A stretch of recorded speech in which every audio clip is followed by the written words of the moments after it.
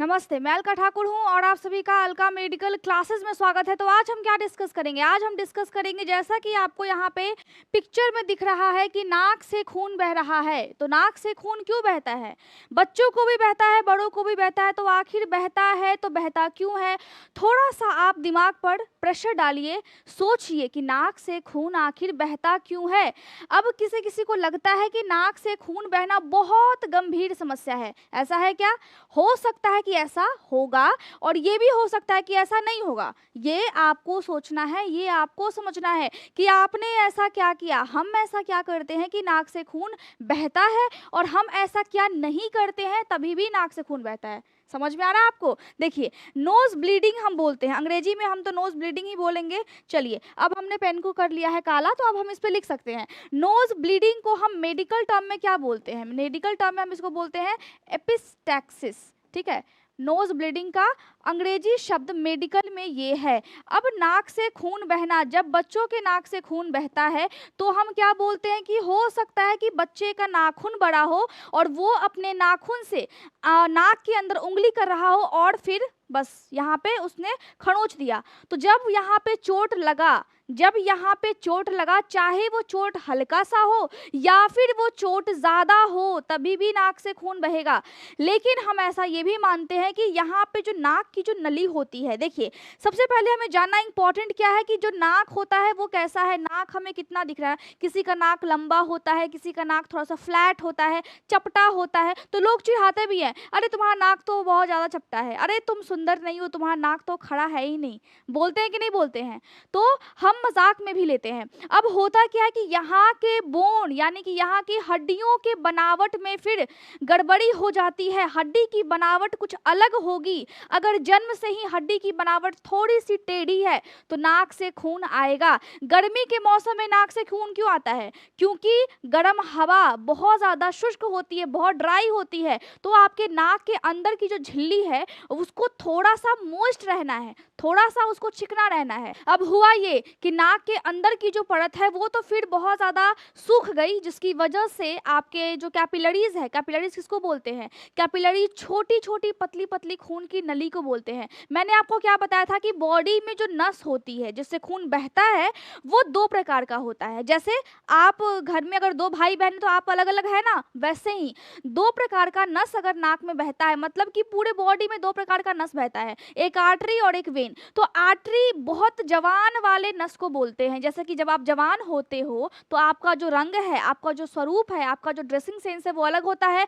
आप बूढ़े हो जाओगे, आपका अलग होगा। आप बचपन में जब जाते हैं, अपने पीछे साइड में जाइए, आप थोड़ा सा पीछे जाइए, अपने लाइफ में जब आप पीछे जाते हैं तो हमें क्या याद है कि हम जब बच्चे थे तो हमारी दो चोटी मम्मी छोटा सा बांधती थी, साथ में कभी कभी लड़कों को भी लड़कियों वाले ड्रेस पहना करके हम घुमा देते थे। तो ये क्या है? ये है कि वहाँ पे बचपन के हिसाब से आपने अपने आप को रखा। आपकी मम्मी आपके पापा आपको जैसे रखे, आपने खुद को वैसे ही अभी देखते होंगे और आपके मेमोरी में भी वही होगा। उसी तरह यहाँ पे जब आपकी बॉडी में ब्लड वेसल्स है, खून है, तो कोई जो नस है वो बहुत ज़्यादा मोटा है, कोई नस बहुत ज़्यादा पतला है। तो जो ब्लड होती है जिसमें ऑक्सीजन वाला खून बहता है, मैंने क्या बोला, उसको हम आर्टरी बोलते हैं, और जो कार्बन डाइऑक्साइड वाला होता है उसको हम बोलते हैं वेन्स। लेकिन ये जो आर्टरी है वो जवान है नस, ये नस जो है वो जवान है। अब इसका बहुत पतला छोटा सा जो चीज़ है वो यहाँ तक भी आता है, हमारे हाथों तक भी आता है। तो जो बहुत पतला छोटा सा नस है तो आर्टरी का वो बच्चा वाला रूप है। तो जो बच्चा वाला रूप है उसको हम बोलते हैं कैपिलरीज। नाम बदल गया है, बस काम एक ही है कि उसमें ऑक्सीजन वाली खून बहेगी। कहीं कहीं पे एक्सेप्शन होता है, लेकिन अपवाद बहुत कम होते हैं। बॉडी में जो भी चीज़ है वो बड़ी कॉम्प्लेक्स है, लेकिन समझ में आ जाएगी तो आपको अपने जीवन का अर्थ समझ में आ जाएगा। क्योंकि आपका बॉडी है, आपको पता होना चाहिए कि आपको अपने बॉडी को किस हिसाब से रखना है। तो यहाँ पे क्या हुआ कि गर्मी का मौसम है और आप गए गर्म हवा में, क्योंकि गर्मी के मौसम में हवा भी बहुत ज़्यादा ही सूखी होती है। हवा सूखी है, आप गर्मी के मौसम में धूप में हो, पसीने से लथपथ हो, तो उस कंडीशन में आपके बॉडी में पसीना बाहर निकलता है, तो बॉडी में पानी की कमी होती है, साथ में आपको प्यास भी लगता है अगर गर्मी अधिक हुई तो। साथ में आपका जो नाक के अंदर का जो मेम्ब्रेन है, जो झिल्ली है, अगर मैं नाक को ऐसे उठाऊं तो नाक के अंदर की जो झिल्ली है वो भी सूख जाता है। उसी को हम बोलते हैं कि अंदर की झिल्ली बनी हुई है आपकी म्यूकस मेम्ब्रेन से, ठीक है, म्यूकस मेम्ब्रेन से। ये जो मेम्ब्रेन है ये सूख जाएगी तो आपके नाक से खून निकल जाएगा, क्योंकि इस मेम्ब्रेन तक वो छोटी छोटी कैपिलरीज आई हुई है, मतलब बड़े वाले नस जिसको हमने बोला आर्टरी, उसका बच्चा वाला रूप है कैपिलरी, याद रखना है बिल्कुल। तो यहाँ पे हमने सीखा कि नाक का जो सूखना है वो पहला कारण है नाक से खून आने का। पहला, जब बच्चे को प्रॉब्लम होती है तो उनमें भी ये प्रॉब्लम होता है कि उनका जो नाक है वो फिर सूख जाता है गर्मी के मौसम में। अब गर्मी का मौसम आ रहा है तो फिर नाक सूखेगा। जब सर्दी से गर्मी के बीच में जो बीच में वसंत ऋतु होता है उसमें भी आपकी जो स्किन है वो काफ़ी ज़्यादा ड्राई होने लगती है, तो उस कंडीशन में भी आपका नाक सूखता है। तो मम्मी क्या करती है, नाभि में तेल डालती है, नाक के अंदर भी तेल डाला जाता है। आप सरसों का तेल, ऑलिव ऑयल का तेल या फिर आप कोई भी तेल डाल सकते हैं, नारियल का तेल आप डाल सकते हैं, जिससे आपके नाक के अंदर की परत ना सूखे। और आपको पानी भी अच्छी अमाउंट में पीना है। इसीलिए बोलते हैं कि अगर स्वस्थ रहना है तो पानी आप खूब पीजिए, लेकिन पानी एक्सेस भी नहीं पीना है कि आपको किडनी पर प्रेशर पड़े और बार बार आप फिर टॉयलेट रूम की तरफ भागते रहो। ऐसा भी आपको नहीं करना है। पढ़ाई भी करना है, पानी भी पीना है, सब कुछ एक सीमित मात्रा में हो तो बहुत अच्छा है। असीमित मात्रा में कुछ भी होता है तो लोग आपको पागल बोलते हैं, आपकी बॉडी खराब हो जाती है। आपको पता नहीं चलेगा लेकिन आपकी बॉडी अंदर से खराब हो जाएगी। तो नाक में खून आने का रीज़न पहला ये है कि मैंने बता दिया। उसके अलावा क्या होता है कि कोई चीज़ से आपको एलर्जी है, जैसे कि अगर आप फूल को सूंघते हैं तो बहुत सारे लोगों को दिक्कत क्या है कि फूल को सूंघते ही उनको छींक आने लगता है, तो उसमें क्या हुआ, एलर्जी हो गई। जब एलर्जी हो गई तो क्या हो गया, नाक से खून आने लगा। दूसरा ये रीज़न होता है कि अगर आपको साइनाइटिस की प्रॉब्लम है। अब ये क्या होता है, साइनाइटिस, अब आपको साइनोसाइटिस की प्रॉब्लम है, साइनोसाइटिस, ये क्या होता है। अब हमारा जो नाक है इसको सबसे पहले हम इसकी एनाटॉमी को समझते हैं, बस थोड़ा सा, बस थोड़ा सा। देखिए, अगर ये वाला जो पार्ट है इसको हम क्या बोलते हैं, इसको हम बोलते हैं रूफ ऑफ द नोज। नाक का ये रूफ क्या होता है, छत होता है ना किसी चीज का, तो नाक का ये छत है, ठीक है। ये जो बीच वाला पार्ट जो हमें दिखता है ये अंदर से अगर हम देखेंगे तो वो उसको हम बोलते हैं सेप्टम। बीच वाले पार्ट को हम क्या बोलते हैं, डोर्सम बोलते हैं। ये जो छोटा सा पार्ट है जो कि नुकीला होता है इसको हम बोलते हैं एपेक्स, क्या बोलते हैं, एपेक्स। और जो दोनों साइड से नाक हल्का सा फुला हुआ है ना, जो दोनों साइड से नाक हल्का सा फुला हुआ है, इसको हम क्या बोलेंगे, इसको हम बोलेंगे एला बोलते हैं। एक साइड को, दोनों साइड को मिला करके प्लूरल में, बहुवचन में हम एले बोलते हैं। तो हमने क्या बोला, नाक का छत ये हो गया। यहाँ पे अगर आप एक चीज और नोटिस करते हैं तो नाक का जो आधा वाला भाग है वो काफी टाइट है, ये वाला पोर्शन, लेकिन इसके नीचे आते हैं ये वाला पोर्शन काफी ज्यादा सॉफ्ट है। तो ऊपर ये हड्डी का बना हुआ है और आधा नाक से हमारा जो नाक है वो फिर कार्टिलेज का बना हुआ है। कार्टिलेज क्या होता है, हड्डी के समान ही स्ट्रक्चर हमारे बॉडी में पाई जाती है जो कि लचीली होती है और मुड़ सकती है। कान क्या है, कार्टिलेज का बना हुआ है, क्योंकि ये सॉफ्ट है, ये हड्डी के टाइप का है लेकिन ये हड्डी की तरह उतना ज्यादा स्ट्रॉन्ग नहीं है। अगर आपकी बॉडी में कैल्शियम की कमी हो जाती है तभी भी आपको नाक से खून आएगा। अगर आपकी बॉडी में बहुत सारी गंभीर एलर्जीज है, आपको धूल मिट्टी से भी एलर्जी है, तभी भी आपके नाक से खून आने लगता है। नाक से खून दो तरह से आते हैं। सबसे पहला क्या होता है, नाक से आगे, नाक के आगे वाले पोर्शन से खून आना, मतलब कि आपके नाक के ये नीचे वाला परत जो है वहां पे डैमेज हुआ है। जब वहां से खून आएगा तो हम बोलेंगे कि एंटेरियर में, यहाँ पे एंटेरियर नोज ब्लीडिंग हुआ है। एंटेरियर का मतलब क्या होता है, देखिए एंटेरियर इसका मतलब होता है आगे की तरफ से, आगे की तरफ। तो नाक के आगे की तरफ से जब खून आता है तो हम बोलते हैं एंटेरियर नोज ब्लीडिंग। अब नाक के अंदर एक बहुत ही महत्वपूर्ण नस होती है जिससे नाक को खून मिलता है और वो क्या है, स्फेनोपैलेटाइन आर्टरी। अब क्या हुआ कि ये जो ऑक्सीजन वाली खून है जो कि नाक को मिलती है, मतलब नाक को खाना मिला। पूरे बॉडी को खाना कैसे मिलता है, ऑक्सीजन है उसका खाना।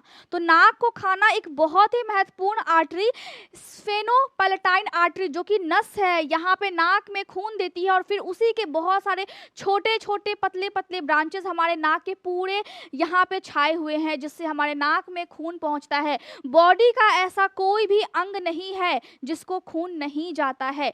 सबको खून चाहिए ताकि वो सब विकास कर पाए, हमारे बॉडी का विकास सही से हो पाए। तो यहाँ पे कभी कभी ये होता है कि जब इस वाले नस में आपको चोट लग जाता है, जब आपका एक्सीडेंट हो जाता है, भगवान ना करे कि आपका एक्सीडेंट हो, लेकिन जब आपका एक्सीडेंट हो जाता है तो आपके नाक के अंदर तक चोट लग सकती है। और उस टाइम में अगर किसी का नाक बहते रहता है, उससे खून अगर बहते रहता है, तो वहां पे हम ये मानते हैं कि शायद स्प्लेनोपैलेटाइन आर्टरी में चोट लग गई है, जिसको हम बोलते हैं पोस्टीरियर नोज या फिर nasal bleeding, posterior nasal bleeding.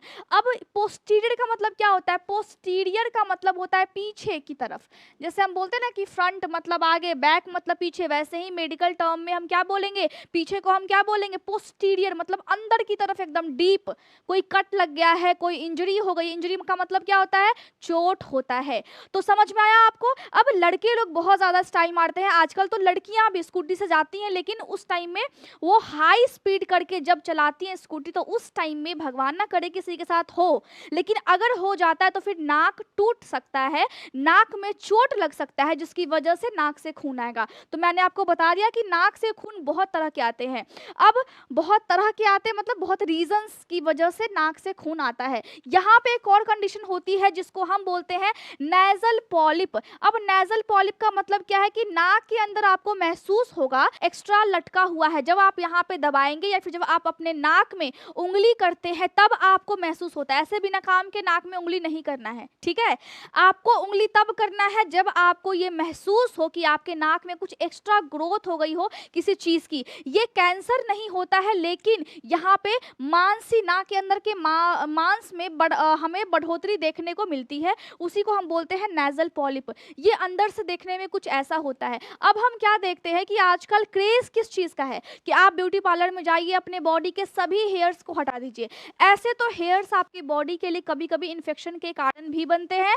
अगर बॉडी के एक्सटर्नल पार्ट में है, मतलब बॉडी के बाहर है, तो आप उसको वैक्सिंग से या फिर थ्रेडिंग से या फिर आप उसको रेजर से हटा सकते हैं ताकि वहां पे इन्फेक्शन ना हो। लेकिन अभी क्या हो रहा है कि नाक के अंदर और कान के अंदर जो बाल है, लोग उसको भी हटा रहे हैं। मतलब आपको थोड़ा सा कॉमन सेंस लगाना है कि नाक के अंदर जो हेयर्स हैं वो किस लिए दिए गए हैं। वो आपके बॉडी के अंदर कोई भी बैक्टीरिया, कोई भी अदर पार्टिकल्स जो कि पॉल्यूशन में है, जो कि आप गंदगी, जैसे कि जो हवा चलती है उसमें अगर कोई भी पॉल्यूटेड सब्सटेंस होते हैं उसको रोकने के लिए है, ताकि वो यहीं पे रुक जाए। नाक के अंदर का जो बाल है वो आपके सांस के द्वारा लेने वाले हवा को थोड़ा सा गर्म कर देता है, ताकि नाक के अंदर अचानक से कोई इन्फेक्शन ना हो जाए, ठंडी हवा जा करके, और आपको छींक या फिर सर्दी या फिर जुकाम ना हो। तो अगर आप नाक की वैक्सिंग करते हो तो आप सतर्क हो जाओ, क्योंकि फिर आपको इससे इन्फेक्शन होने की संभावना बहुत ज़्यादा रहती है। नाक में प्रॉब्लम होगा, छींकें आएंगी, और तरह तरह के परफ्यूम्स या फिर कोई भी अदर चीज़ से आपको एलर्जी भी तुरंत में हो सकता है, अगर आपका नाक सेंसिटिव बहुत ज़्यादा हो गया तो अगर आपके नाक में एक्स्ट्रा मांस बढ़ा हुआ है तभी भी आपके नाक से खून आएगा। बच्चों को भी प्रॉब्लम हो जाती है। अगर किसी बच्चे को जन्म से प्रॉब्लम है तो जेनेटिक डिसऑर्डर हो जाता है। फॉर एग्जाम्पल अगर हम ले तो हीमोफीलिया, ये जो रोग है इसमें क्या होता है, इसमें अगर एक बार आपका हाथ कट गया तो खून बंद होने में फिर समय लगता है। ये अधिकतर पुरुषों को होता है औरतों की अपेक्षा। तो ये जो बीमारी है ये बच्चों को हो सकती है, जन्म से होता है। तो इसमें भी आपका जो ब्लड है वो सही से क्लॉट नहीं कर पाता, मतलब खून जम नहीं पाता है। हाथ कट गया तो बहुत टाइम तक खून बहते रह गया, जिससे आपकी बॉडी में खून की कमी भी हो सकती है। तो नाक बहना ऐसे तो कॉमन है, लेकिन अगर बहुत टाइम तक या फिर बहुत जल्दी जल्दी नाक आपका बहता है तभी भी दिक्कत हो सकता है। अगर आप पहाड़ पे चले जाओगे तो वहां पे ऑक्सीजन की कमी के कारण आपके नाक से फिर खून आने लगेगा। अब होता है क्या कि प्रेग्नेंट लेडी को क्या हो जाता है, कभी कभी गर्भवती महिला को भी नाक से खून आने लगता है प्रेगनेंसी के टाइम में। अब होता ये है कि आपको पता नहीं लगेगा, लेकिन आपकी बॉडी में अगर प्रॉब्लम्स आती है या फिर नाक से खून आ जाता है तो फिर दिक्कत हो सकती है। प्रेगनेंसी के टाइम में आपको सीजर्स भी आ सकते हैं, मतलब हल्का सा झटका भी आ सकता है, जिसके दौरान आपके नाक से खून आ सकता है। इसीलिए कहा जाता है कि प्रेगनेंसी के टाइम में आप अच्छी अच्छी चीज़ों को खाएं, आप अपने बॉडी को अच्छा रखें, बिल्कुल स्वस्थ रखें। देखिए हमारे हाथ में क्या लिखा हुआ है, हमारे हाथ में कुछ भी लिख करके नहीं आता है, हमारे हाथ में सिर्फ भगवान लकीर देते हैं, रंग हमें खुद से भरना पड़ता है। हम जितना अच्छे से रंग इसमें भरेंगे अपने जीवन में, हम उतने आगे जाएंगे। अगर हमने रंग नहीं भरा, बैठे रहे, रील्स देखें, जो फालतू वीडियोस होते हैं जो नॉलेजेबल बिल्कुल नहीं होते हैं, अगर आप उन सब चीज़ों पे टाइम वेस्ट करते हो तो फिर आप अपने जीवन में कहीं भी नहीं जा रहे हैं। बस आप मोटिवेट होंगे, फिर आपका मोटिवेशन खत्म हो जाएगा, फिर आप रात को खाना खाएंगे, फिर आप सोएंगे, फिर आपका दिन जो है वैसे ही रोज रोज खत्म हो जाएगा, बीतते चला जाएगा। आपकी जो उम्र है वो भी घट रही है। तो यहाँ पे उम्र कम है, टाइम कम है, आपको मेहनत करना है और आपको सीखना है कि आप अगर जीवन में आए हो, इस जीवन में जो भी करने आए हो वो चीज़ आप कर लें। अगर आपसे नहीं हो पाता है, सिचुएशन वैसा नहीं है, तो आप सिचुएशन को बनाओ। आप ये कोशिश करो कि आप अपने लाइफ को अच्छे मुकाम तक लेकर के जाओगे और कहीं ना कहीं आप लेके जाओगे। पॉजिटिव थिंकिंग हमेशा रखनी चाहिए। अब होता यह है कि नाक से खून उन लोगों को भी आता है जो कोकेन का सेवन करते हैं। कोकेन मतलब कि जो नशा की चीज़ होती है। होता क्या है कि अभी क्रेज़ निकला हुआ है, लोग फिल्म देख लिए और उस फिल्म के चक्कर में आपको लगता है कि वो आपकी स्टोरी है, आप पे बनाई गई है और आप उन चीज़ों का सेवन करते हैं जो आपके बॉडी के लिए थोड़ा भी अच्छा नहीं है। तो उस कंडीशन में भी आपके नाक से खून आएगा, और नाक से खून नहीं, आपके मुंह से खून, आपका लीवर खराब होगा, आपका सब कुछ खराब हो जाएगा। लड़कियां भी करती है स्मोकिंग, उससे भी दिक्कत हो सकता है। ना प्रेगनेंसी में आपको स्मोकिंग करना है, ना ही आपको ऐसे स्मोकिंग करना है। आपके बाल झड़ेंगे, आपके नाक से खून आएगा, आपके बॉडी में कोई भी फंक्शन है वो सब आपका खत्म होने लगेगा। आपका जीवन बहुत ज़्यादा मूल्यवान है, ये क्यों नहीं समझते हैं आप लोग। अब देखिए, लड़कियां शराब भी पीती हैं जिसकी वजह से प्रेगनेंसी के टाइम में उनको दिक्कत होता है। उनके बच्चों के डीएनए में फिर परिवर्तन आ जाता है, जिसको हम बोलते हैं कि जन्म से बच्चा सही से नॉर्मल नहीं है, अब नॉर्मल हो जाता है। कभी किसी का प्राइवेट पार्ट सही से डेवलप नहीं हो पाता है, तो कभी किसी का बॉडी का कोई स्ट्रक्चर सही से डेवलप नहीं है, कभी किसी के बॉडी में कुछ कमी रह गई है, खून कम है, बॉडी के ब्लड में, मतलब जो बच्चे का बॉडी है उसके ब्लड में प्रोटीन की कमी है जो कि खून को जमाता है। ये सब क्या है? ये सब आपके कर्मों का फल है। आप जो चीज करेंगे वो चीज आपके बच्चों में ट्रांसफर होगा, तो इसीलिए आपको नहीं करना है। मैं आपको कितनी बार समझा चुकी हूँ कि आपको ये सब चीज नहीं करना है। इसके अलावा मैंने आपको बताया था कि अगर आप देखते हैं ड्राई एयर हो गया, नोज प्रिकिंग, हाँ चलिए, अगर आप कोई ऐसे वातावरण में काम करते हैं जहाँ पे बहुत ज़्यादा केमिकल यूज़ होता है, जैसे कि कोई इंडस्ट्री हो गया, या फिर जहाँ पे कपड़े बनते हैं, जहाँ पे परफ्यूम्स बनते हैं, जहाँ पे जूते बनते हैं, तो वहाँ पे क्या होता है कि वहाँ पे केमिकल्स का इस्तेमाल किया जाता है।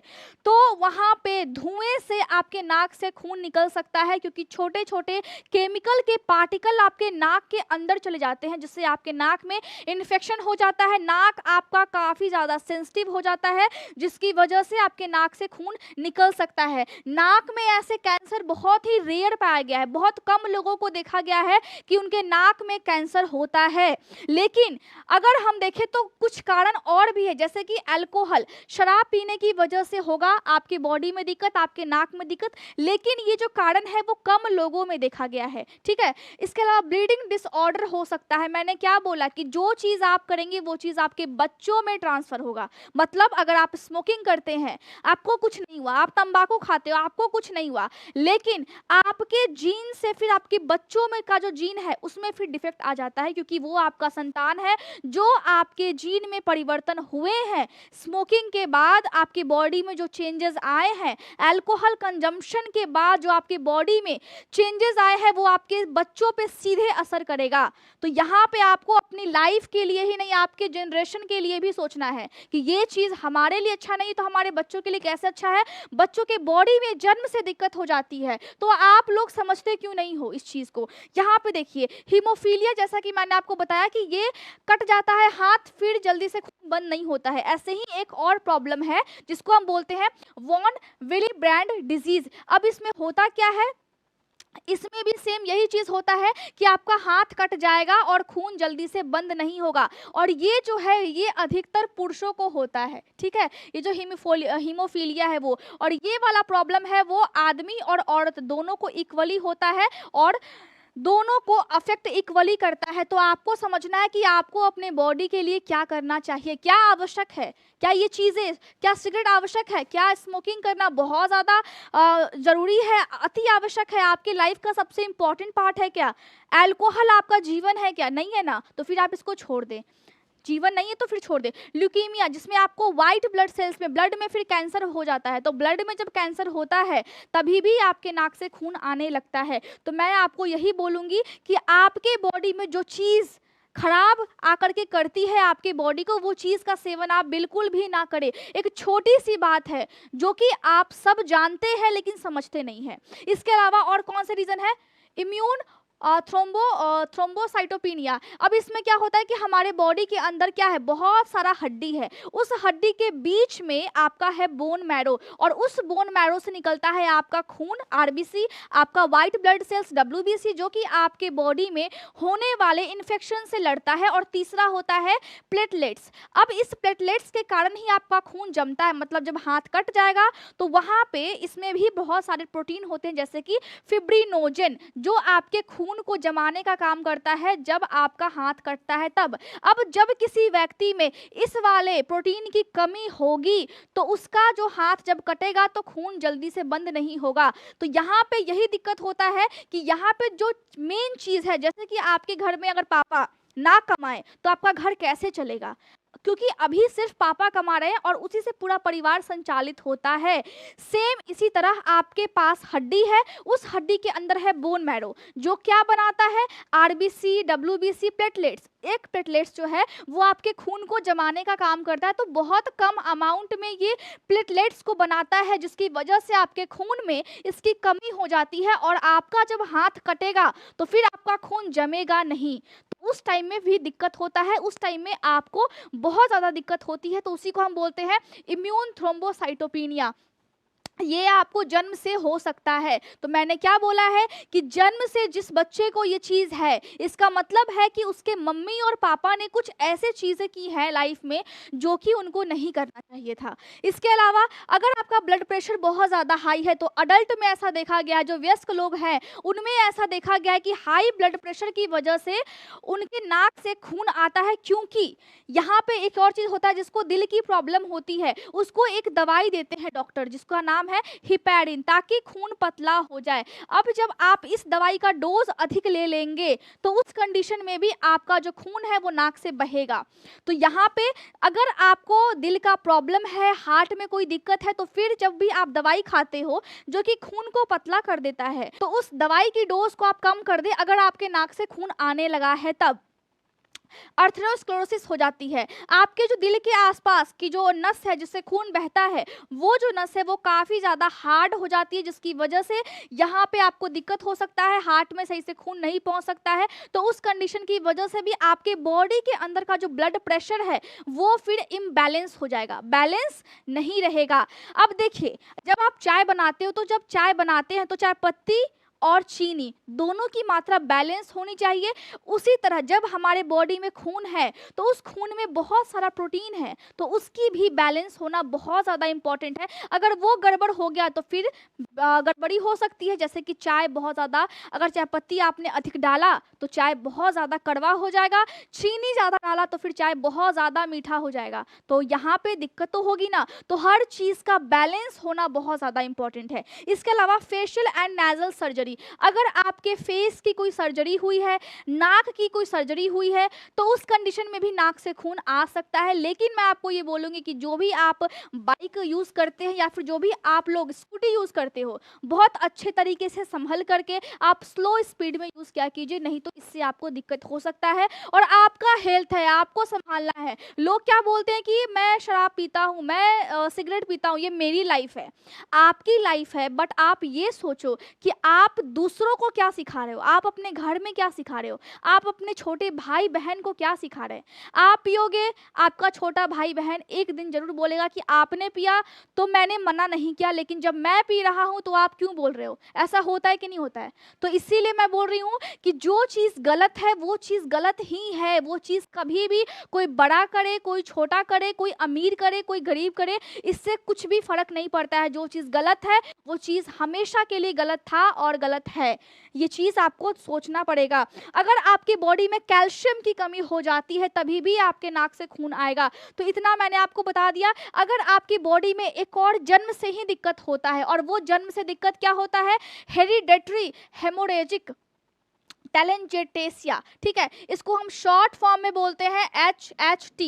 अब इसको हम एक और नाम से बोलते हैं ऑस्लर वेबर रेंडो सिंड्रोम बोलते हैं। इसमें होता क्या है कि आपका जो ब्लड वेसल्स है, जो खून की नली है, वो ही सही से बन नहीं पाता है। तो जब खून की नली नहीं है, कोई पाइप नहीं है बॉडी में खून बहने के लिए, तो फिर खून जाएगा तो जाएगा कहाँ। तो जब खून का कोई एक रास्ता नहीं है, कोई मार्ग नहीं है, तो फिर आपका हाथ जब कटेगा तो उसको तो रास्ता है ही नहीं, तो फिर वो कहाँ पे जा कर के खून को जमाएगा। तो मतलब खून खुद ही कंफ्यूज हो गया, बॉडी खुद ही कंफ्यूज है कि हमारा खून आखिर बहे तो बहे कहाँ, प्रोटीन अगर जाए तो जाए कहाँ। तो इस कंडीशन को भी हम बोलते हैं कि ये जन्म से ही बच्चों को हो जाता है। और इसका रीज़न ये होता है कि आपके माता पिता के लाइफस्टाइल में या फिर आपके माता पिता के जीन में वैसा चीज़ आ गया है जिसकी वजह से आपके बच्चे में ये चीज़ ट्रांसफ़र हो गया है। इसीलिए मैं बोलती हूँ कि जो चीज़ करना है वो चीज़ आप सही से करो, कोई चीज़ आप गलत नहीं कर सकते हैं।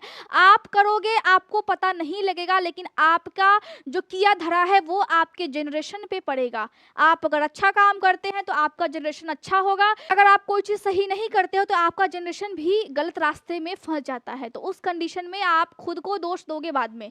तो इसीलिए मैंने आपको बता दिया कि नाक से जब खून आता है तो आपको टेंशन लेने वाली कोई बात नहीं है अगर कॉमन है तो, लेकिन अगर बहुत ज़्यादा हो रहा है तो उस कंडीशन में फिर दिक्कत हो सकता है। अब करते हैं क्या कि जब भी नाक से खून आए तो आपको क्या करना है, नाक को बंद करना है और सर को ऐसे ऊपर की तरफ उठा देना है।